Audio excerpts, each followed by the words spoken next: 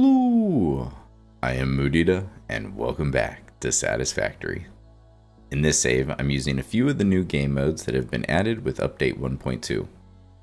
I need 100 times the space elevator parts to complete each phase, while each machine takes 5 times the normal power, and all my resource nodes are random, and so is the purity. In the last video, I automated the final space elevator part for Phase 3, Adaptive Control Units. I could have overclocked and slooped 2 manufacturers to complete this phase faster. However, I wanted the extra power available for some more projects while I wait for these parts to finish. Today, I'm going to start replacing my trusty starter factory. It has served me very well up until now. Honestly, most of the rates I chose have been adequate. Iron plates and concrete could use a little bit of an upgrade though. We're starting off today in the grassy fields. There's just a couple of things I want to take care of before we get into the main project. One of the goals today is to increase the amount of dimensional depots I have for a few of the things, which means I'm probably going to need some more Mercer spheres. This is another one of my random temporary setups. There's an oil node right here, and so I made a whole bunch of heavy oil residue and then a whole bunch of smokeless powder, which I'm still kind of working my way through. Let's see, this has been set for explosive rebar, and that should last me a while. This is going to last a while too, but since I'm going to go exploring, I'm probably going to chew through a few more of these, and if I ever want to make one of the other ammo types, you need a bunch of the regular ammo. And luckily for me, that means we can switch back to an assembler.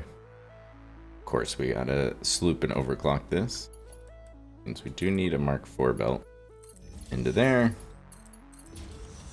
And let's see, so we need smokeless powder and copper sheets. Okay, that one's empty.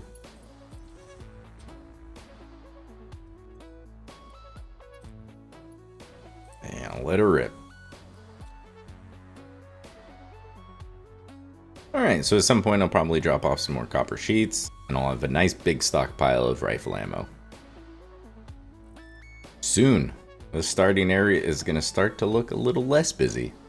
But for right now, I just need another temporary setup. Let's see, so far this thing has been making crystal oscillators, and I've got enough. For the actual build gun, there really aren't that many things. It's mainly, I think, the billboards. And some radar towers. So that's enough to make quite a few signs. What I really need is some more high-speed connectors. Oh, these are both empty. That was the dimensional depot. Perfect. We'll just snake that around there.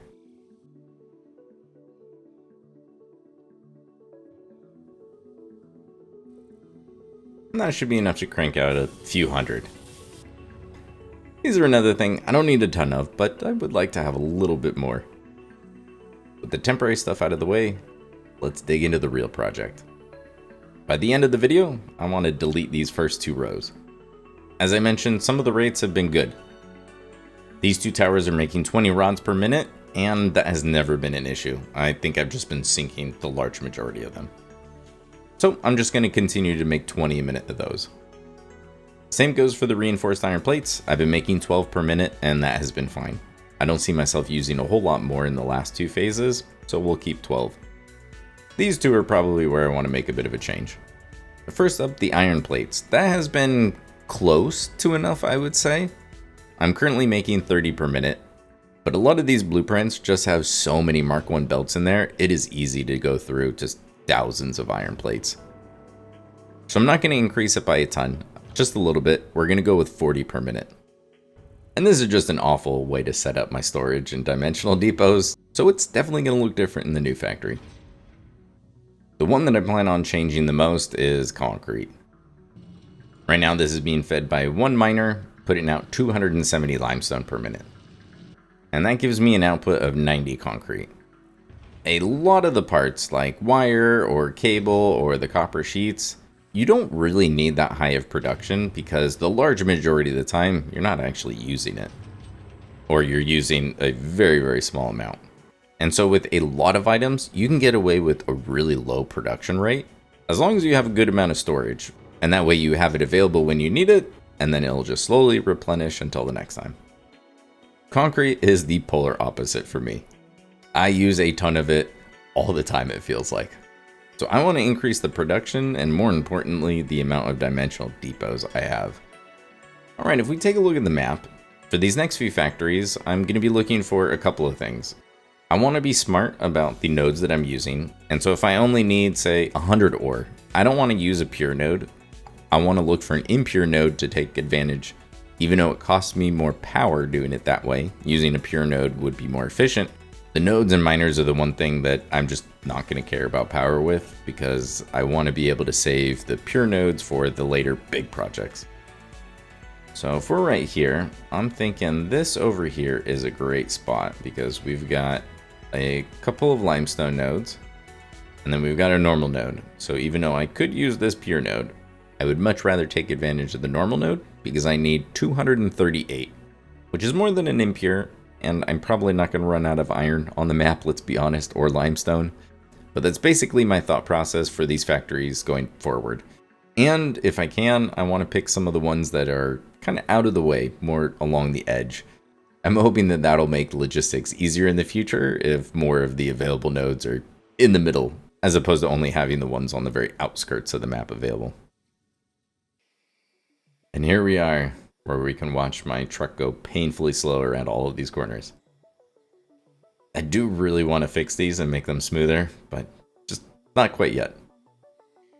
With the iron node on the right and one of the limestone on the left, I think just right about here is a good place to start. And now I've got a few foundations placed. I really want to work around the landscape, so I'm going to try my best just to not run my foundations into these things. We'll see how it goes. If you're like me and find yourself building way too many just giant rectangles and squares, this is one of the things I like to do to try to prevent myself from doing that. Is I'll lay out the foundations like this. I've given myself just a little bit of height variation. It's only 2 foundations, but hey, it's something. And then my thinking is this little spot over here is probably where I'll do my storage. And so most of the factory will be on this side, but it's still going to be a part of the same building, more or less. And this is just a rough outline. If I find that I need more space somewhere, then I'm just going to add on more.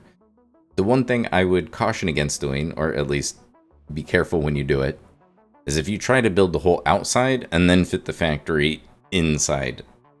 Doing it this way still gives me a good amount of wiggle room. Now, I obviously have sides that I can't expand on, because like I said, I don't want this to run into these pillars. And so I do kind of have to build in a certain way. I'm going to want to build on this side and work my way out, because on this side, if I need more room, then I can just add it. So that's why I like doing it this way.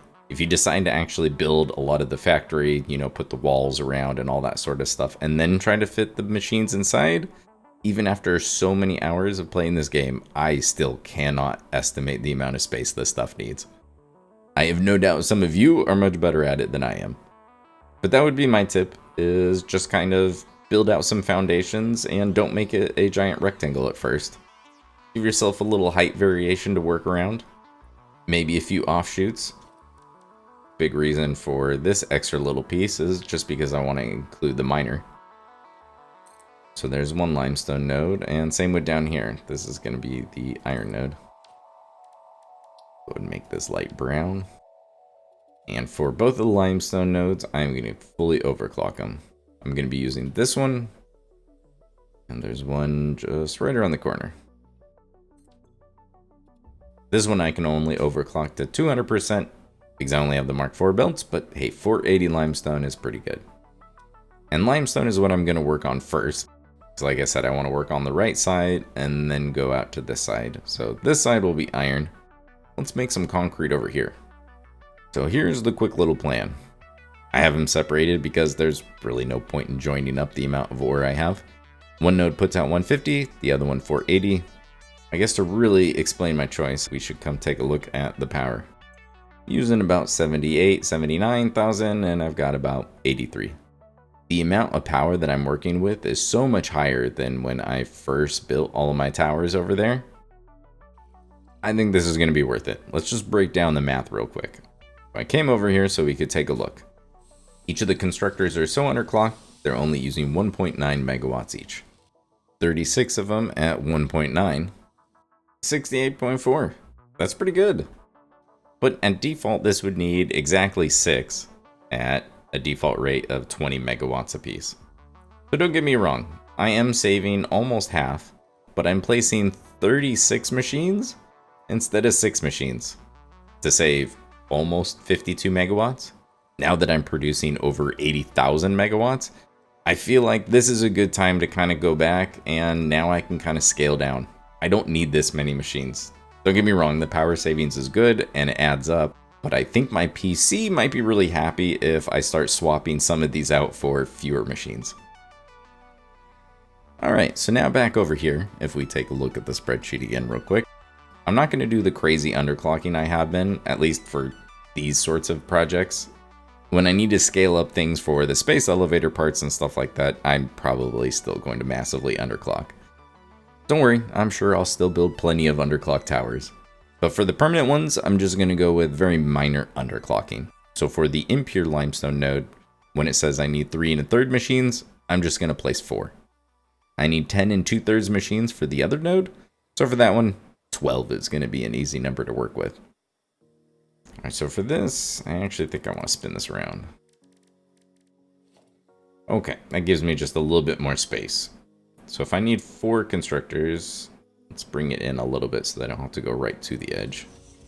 Very first splitter will go there, which means it should be here and here. I should be able to line these up right on this line.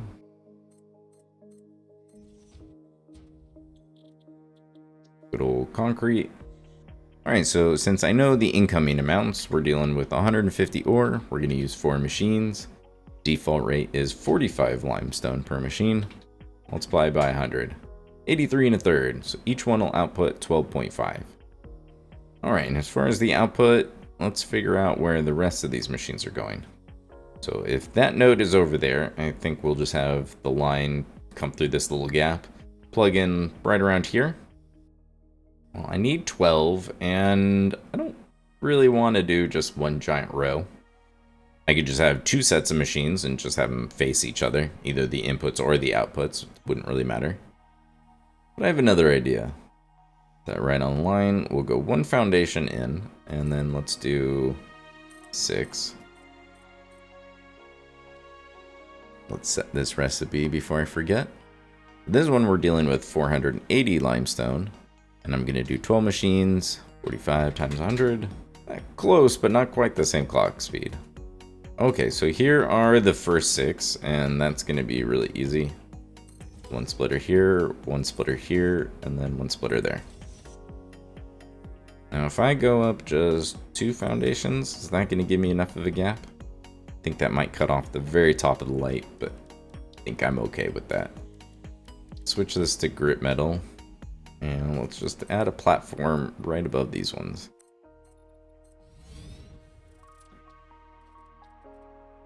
I don't want to use normal foundations. Use some good old frame foundations. And now I just want to get these lined up in the exact same spot. It should be...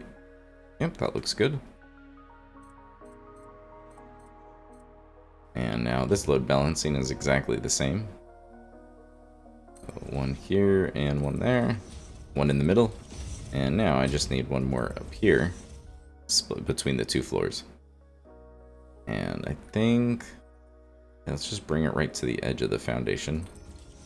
And we're going to more or less just manifold these. I don't need 1 there. And we're going to do the ones on the top. Okay, so just need mark 1 into all of these. Alright, and there is a trick with placing the lifts if you want them to face a certain direction. So if I place it from the bottom going up, all of the items are going to be on this side of the lift. Which is fine, it's obviously very functional and it'll work. But that's just not as cool as being able to see them on the other side, right?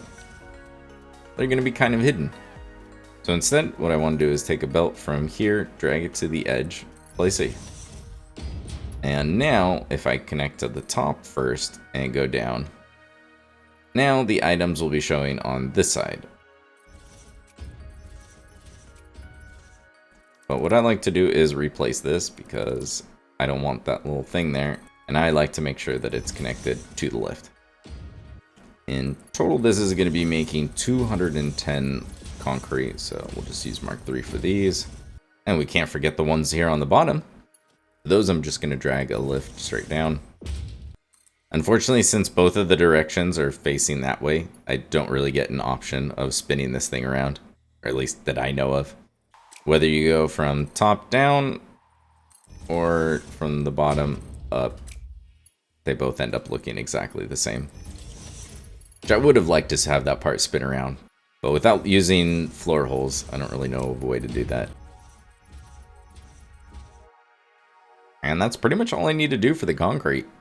This is obviously going to cost a bit more power-wise, but at this point I don't care. I just don't want to have to worry about concrete. This is going to increase my production from 90 to 210 per minute. That is a nice improvement. I almost forgot, now that I've already built this, let me explain one other decision I made. And that is to just keep using the basic recipe. Now that it's time to start replacing the temporary starter ones with permanent ones, I thought it was time to actually compare all of the recipes. Even though I don't have access to all of them for all of the things, it was still just valuable info. So I went through pretty much everything: iron, copper, concrete, caterium, quartz, silica, pretty much all the basic stuff. And then I compared the recipes. So for concrete, there's 4 options. And this is what it takes to make 100 concrete with each of the 4 different recipes. Concrete isn't nearly as drastic as some of the other options that I'll show you, but the default recipe is clearly the most efficient as far as power goes. The white concrete is actually not too far off. Now, if I really wanted to know the true number, I would have needed to add the water extractor for this, and then the cost of making the silica, and then the cost of doing the rubber. But since I didn't want each one of these sections to be huge, and if there was a spot where I thought that maybe the other recipe might be worth it, then I would crunch the rest of the numbers. But this told me enough. Even though it looks like rubber is the best, I know that rubber is not that cheap to make, and it's not going to be anywhere close to the most efficient way. The main reason I didn't crunch all the numbers for concrete is I just don't see myself running out of limestone. Eventually, when we get to caterium, that one I dug into the numbers a little bit deeper. But now that we're done with concrete, let's take a look at iron. The iron is kind of in the same boat where I just don't see myself running out of iron.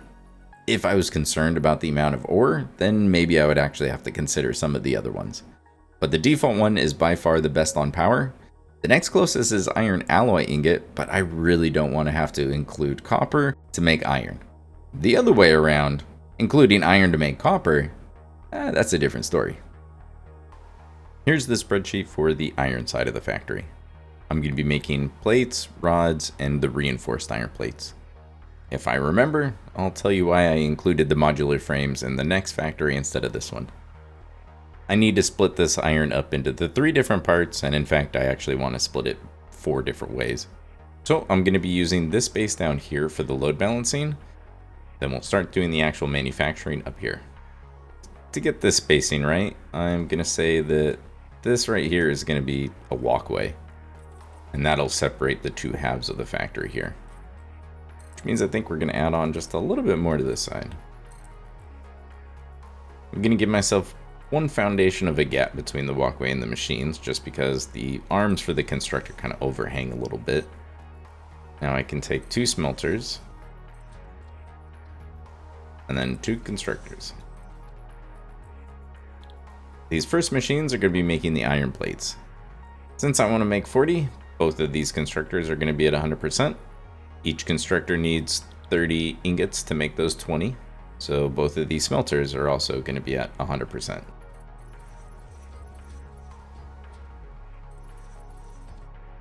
$60 iron in, 40 iron plates out. Easy peasy. Now that I've got a little bit more added, let's do the iron rods. I've got the space, so let's go ahead and just give these a little bit more room. And with this, I'm also going to do 2 smelters and 2 constructors. These constructors are just going to be using the default iron rod, and each machine is only going to be making 10. 20 in total seems to be plenty. Which means each of these smelters only needs to produce 10. So I could have gotten away with only placing 1, But I really like being able to do this, and it does save just a little bit more power. And if I was going to place 2 constructors, might as well just place the 2 smelters. I like the way this looks. With the amounts that I'm working with being so low, I think this is definitely the right call. I'm going to replace so many of these towers with just 8 machines. That was the easy part. The reinforced iron plates really just require one more step than this. Instead of building the second platform just right on top of these, I think I'm going to give them a little bit more space. And that'll help add a little bit more height variation for me to work around. I think this will be a good spot for the reinforced iron plates. Taking a look at the plan, I'll be using the bolted iron plate alternate recipe. It costs a little bit more with resources, but the fact that each machine can output 15, and I only plan on making 12, means that this is the best option for power. Now, a better option would be making the steel screws instead of the cast screws, but I also just don't want to involve coal. So, just need to make plates and screws and then combine them in an assembler. Okay, so let's work out the spacing. The load balancing is going to come from down here. So if a lift is coming from down here, say, that's probably going to get moved. I'm actually going to need 2 more foundations here. And what I'm really hoping, let's just get rid of some of this. I'd really like to cut this corner off at a diagonal. I don't need all that space, especially if we're going to end this with an assembler. We'll put the assembler right in the middle, and let's just work backwards. That'll be plenty of room to get out of here, and then, like I said, I think we'll do all the storage over here. Let's set the recipe. So we need the bolted iron plate, and only going to be making 12 per minute. 72 plates, 200 screws.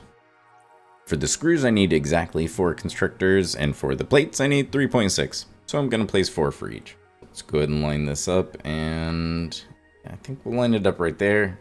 That should give me plenty of room to get everything merged up, but let's make sure.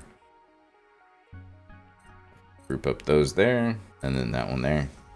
I think I'll have this side be the screws, so that'll be 72. Looks like the spacing works out pretty well. So I need 72 across 4 machines, so that's 18 for each one. And for the other 4, go ahead and set the recipe first. We're going to use the cast screws, and that's all I need to do. And then I just need to set up the mergers in the exact same way. Each one of these machines is going to output 50 screws, so then this is 100, and here's our 200. Now I just need a row of smelters. I'll need 4 smelters for the screw side, but on the iron plate side, I could get away with less.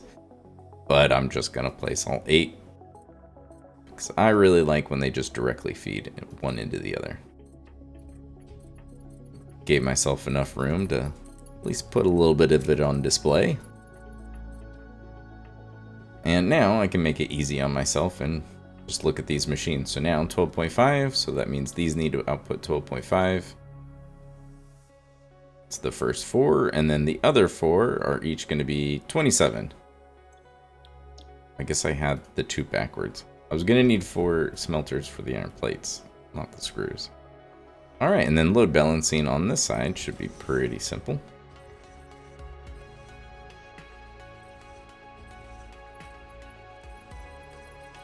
Those were all 12.5, so here's 25 and 25. Now I just need to plug 50 into there. Those are all 27, so that's 54. And then this right here needs 108. I think they'll probably come up right here. And that's all I need for 12 reinforced iron plates. The machine portion of this factory is very easy. Now let's get into the just one tricky part. This miner is going to be outputting 238. And now I need to split that 60 here, 20 here, and then these belts are 50 and 108.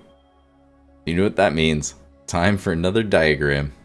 Now clearly this one is a little long. Instead of going in a straight line this way, we're going to just rotate everything. So instead we're going to plug in the input here, and all the outputs are going to come out on the other side. If I have the initial amount plug in from the side instead of the back input, or the one closest to me, I think I can put this all the way back here at the edge and give myself the most space. The 238 will come in from that side. All right, and for this, because this is kind of long, I might not have enough room if I space these out too much. So I'm just gonna give myself a 1 meter gap in this direction. So I need 5 splitters in a row. And then a merger, followed by 2 splitters, the old 5-way split, and then 1 final merger facing to the left. But as far as spacing on either side, I'm going to give myself 2 meters. That should give me just enough space. So if we go to the second splitter from the end, got 1 merger here. We skip 1 spot, merger here, skip a spot. Actually, we can go ahead and place this one. Let's see, 2 meters spaced out from the other 2. And now we go back, and that's the final merger for this side. On the left side, next to the first splitter, we've got another splitter, and then 1 more splitter above that one. And then 1 final merger. And that should be all the splitters and mergers I need. Just throw in a few belts. 238 isn't the best number to work with, so I'll be looping back 2, and this will become 240, which is way easier to work with. Divide that into 3, and I'll have 80, 80, and 80. This first 80 is going to take care of 2 of our outputs. We split it in half. We've got 40 and 40. Split that in half. Here's 20 plus the 40. Now I've got my 60, which is what I need right here. All right, so there is the 60 done. There's our iron plates. Next up is the 20, which is what I need for my iron rods. Let's go ahead and replace this one. Well, that was the easy part. Now to split the rest of this up. All right, so now I've got 80 and 80. Going down in a straight line, we're basically going to split this in half a bunch of times. So this is going to be 40, and then we'll split off the other 40. And that'll be 20, and there's 20. 10 and, well, that's going to be 10, but I'm probably going to delete that. 5 and 5. I'm going to loop back 1. So this is going to be 6. It's 3 and 3. 1 and 1. So now let's get a few lifts in. So this, I needed this 40 to go up and over. So I just nudge another splitter in place, so then I can take a lift, get old stubby here, and that's going to plug into this one.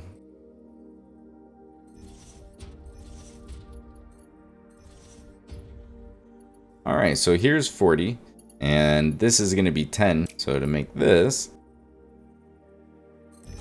nice thing about when they're spaced at just this distance, I only need to put 1 lift in, and then the other one will snap to it. Now this has 80 and 20, so here is a belt of 100. It's going to go right underneath there. That's 5, so now this is 105. That's 3. Here is my 108. And here is my 50. And now I just need 1 last lift, so I can take this 2 back to the very start to turn the 238 into 240. Couple short lifts and a belt. And it wasn't too bad, right? Yeah, it's gonna get worse in a couple of videos. All the machines are in place. I've got the load balancing taken care of. There's just a couple belts and lifts that need to go in. Before I get to the power in the deco phase, there's one last major part. I need to figure out how I want to do my storage. And I think what I want to do is kind of make a giant tower. Feels very fitting for the save. I still need to incorporate a tower somehow.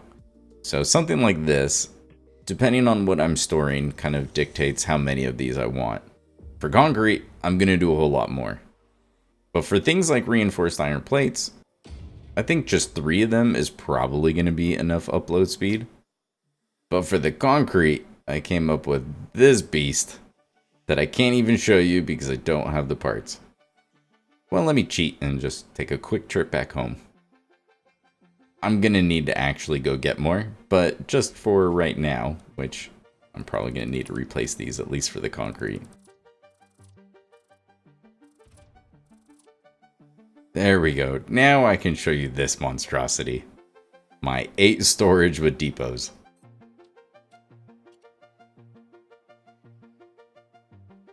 It's pretty self-explanatory. But on this side, we start with a smart splitter, and then it goes into a splitter, which splits it between the 2 levels. And then from there, we split it in half, and then split it in half again. So just a quick 1:8 balancer, essentially. But I think for things like concrete, this is the way to go. Because the stack size is 500 and your upload speed is 240, that means no matter what, each stack is going to last over 2 minutes at just continuous use, right? So really what you want is just to have the most dimensional depots as possible, and then enough storage. And just a small storage container will last close to an hour of just continuously refilling your dimensional depot. I go through a lot of concrete, but it's pretty rare for me to spam down concrete nonstop for an hour. And if I do later on, I think that might be my cue to take a little break.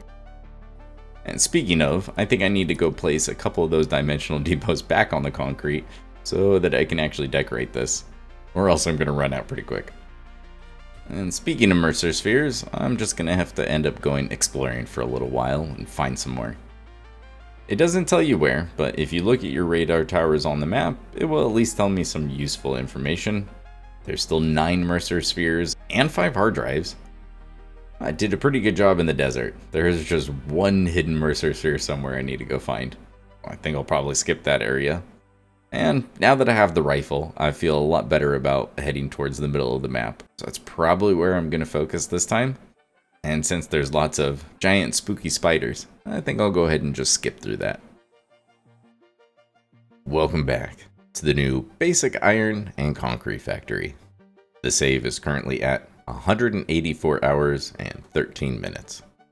It's been about 5 hours.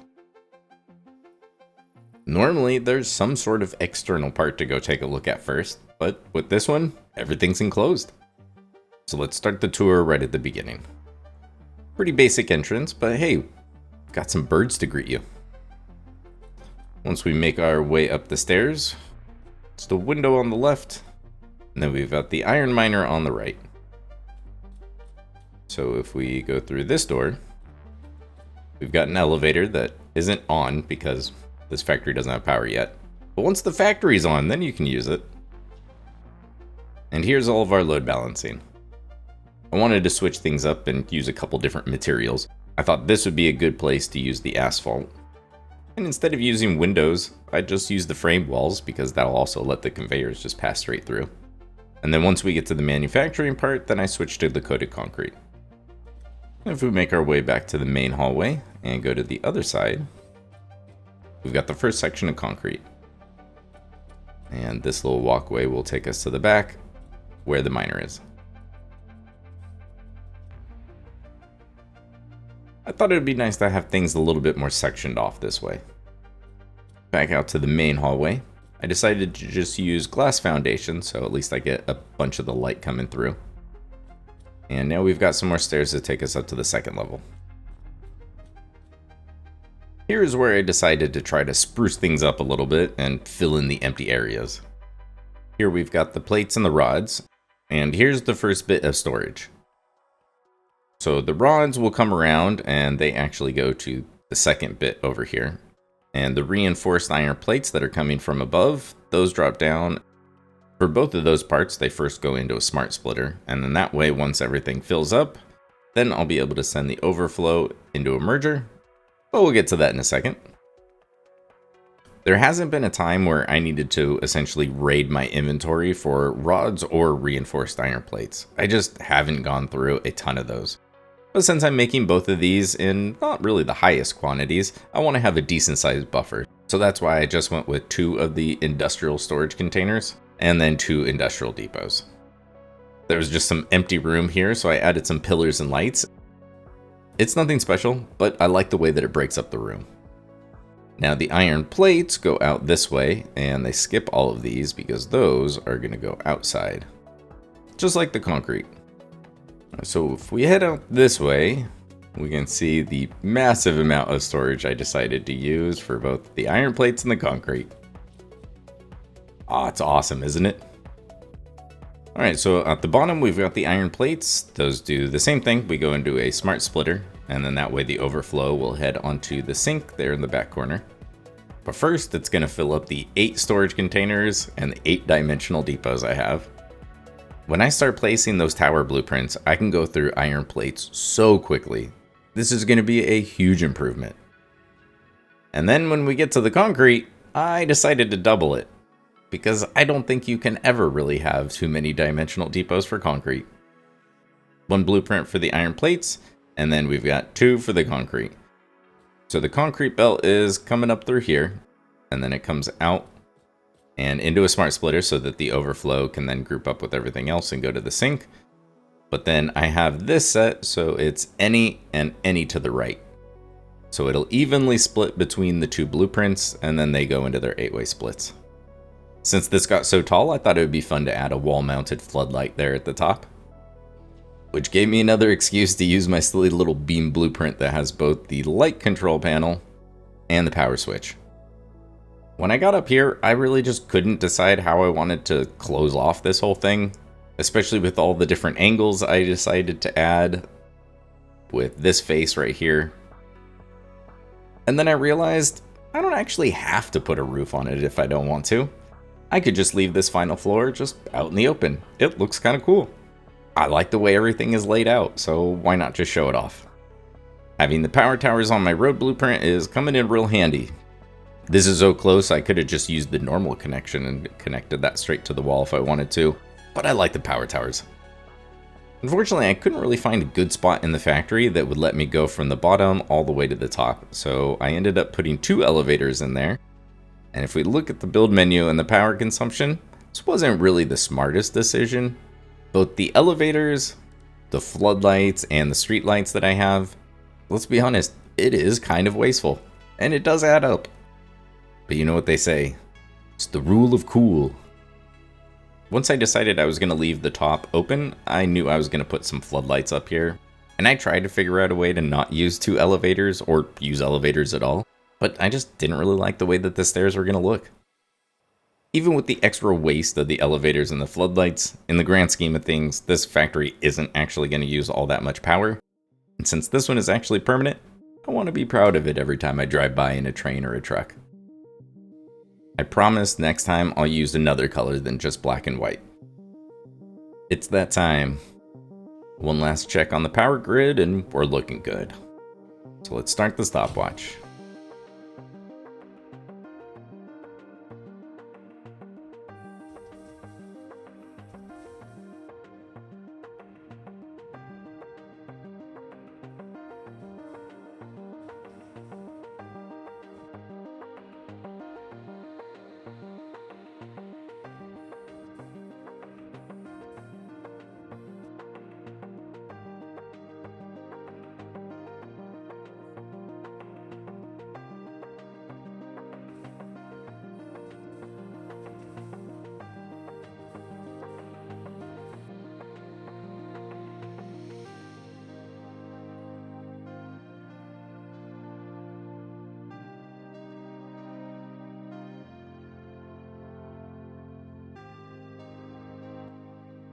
Well, looks like everything is running at 100%.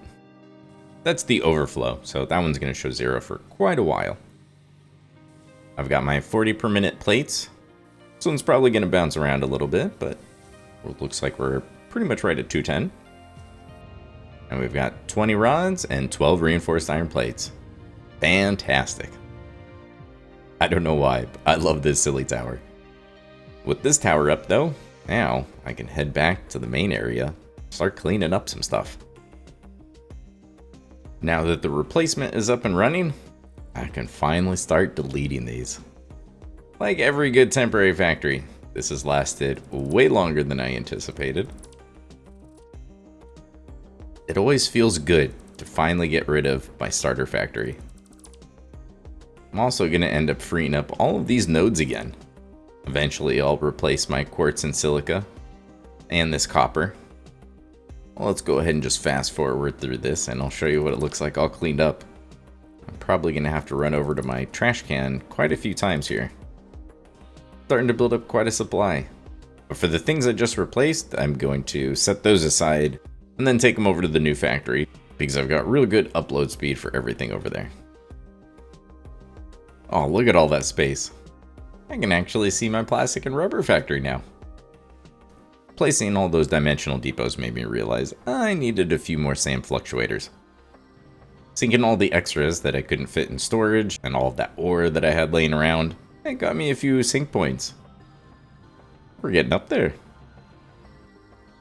Transferring all of that storage over to the new factory filled these up completely. So now I'm sinking all the rods and reinforced iron plates. Now this throughput monitor actually tells me something. And it was even enough to fill up all of the iron plates, and so even those are sinking. The concrete, however, I increased the storage by a good amount, so this is probably going to take a while to fill up. Now I've got over double the concrete production I had before, so this will fill up. That is going to do it for this one. Thank you so much for being here. I have finally started to clean up my starter factory. There is still a lot more to replace, but this was the most important section. I really wanted to increase my production and amount of dimensional storage for my concrete.